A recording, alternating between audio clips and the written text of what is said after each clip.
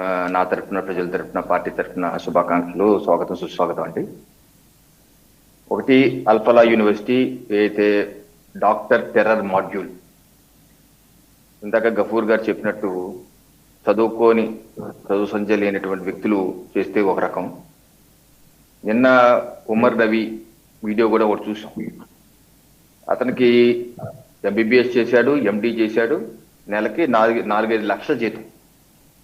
ఏం మాయరోగం అతనికి? సమాజం ఏ అన్యాయం చేసింది? ఆయన ఎవరన్నా ఆయన్ని, కుటుంబాన్ని, ఆయన్ని ఎవరన్నా ఇబ్బంది పెట్టారా? అతని వీడియోలో ఏం చెప్తున్నాడు? ఇది జిహాద్ అంటున్నాడు, పవిత్ర యుద్ధం అంటున్నాడు, స్వర్గంకి వెళ్తారంటున్నాడు. ఎక్కడుంది సమస్య? ఎందుకు ఈ డాక్టర్ మాడ్యూల్? డాక్టర్ షాహీన్ మహిళ, జైషే మహమ్మద్ మహిళా వింగ్ కి రిక్రూటర్ గా ఉన్నారు. మొత్తం ఒక 12 మంది డాక్టర్లు.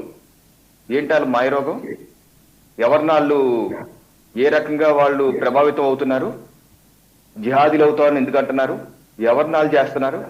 స్వర్గంకి వెళ్ళాలి, అక్కడ ఏదో చెయ్యాలి అన్నది ఎందుకు వాళ్ళకి వచ్చింది ఇబ్బంది? సో ఇది ఆలోచించుకోవాలి.